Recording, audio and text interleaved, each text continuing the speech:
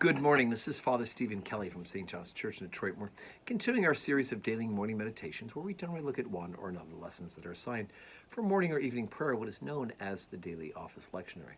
I thought today, Tuesday, we'd take a look at the second lesson for evening prayer that's assigned, and that's from the 27th chapter of St. Matthew's Gospel, beginning at the 27th verse. And yes, we're in the middle of the Passion Gospel.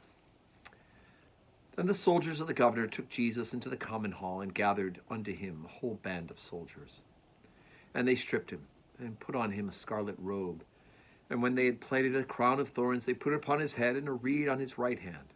And they bowed the knee before him and mocked him, saying, Hail, King of the Jews! And they spit upon him and took the reed and smote him on the head.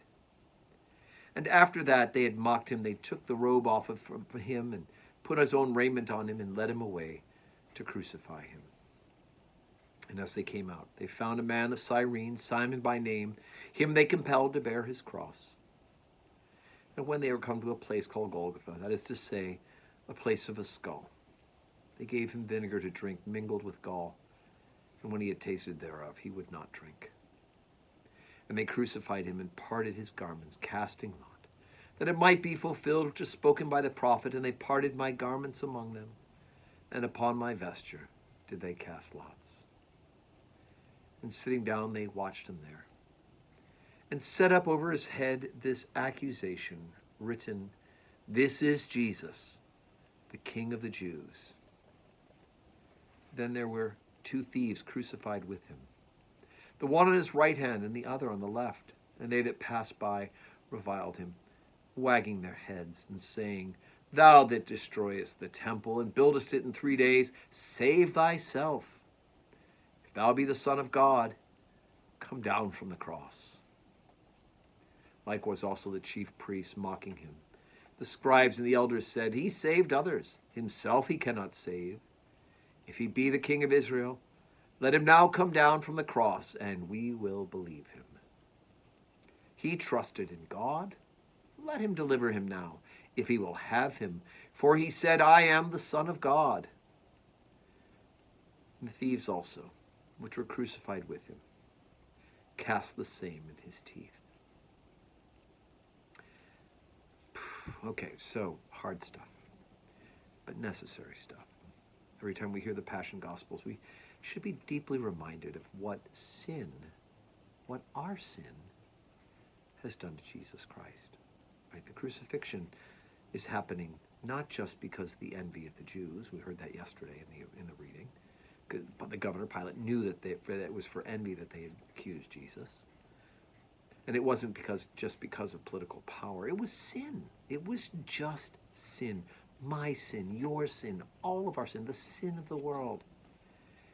And when we sin, we do all the things we read in today's lesson. We're spitting on Jesus. We're mocking him.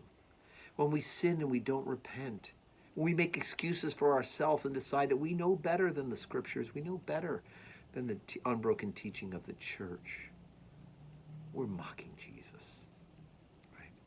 The fact that the scribes and the Pharisees would say, let him come down from the cross and we will believe him. No, they won't. Not unless they repent of their sin. The reality is they set up all sorts of ridiculous parameters, and Jesus wasn't some sort of performing monkey who does tricks for people. And you know what? Even if he came down from the cross, even if the legions of angels had taken him down, those who were hard of heart, those who were not willing to give up their treasured place and to be humble enough to accept Jesus Christ, then even a miraculous act like that, on top of all the other miracles, they won't believe if their hearts are so hardened with sin.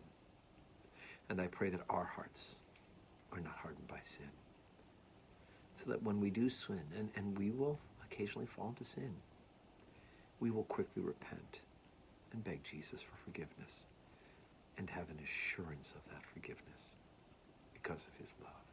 And then ask God for the grace to not sin again, one day at a time.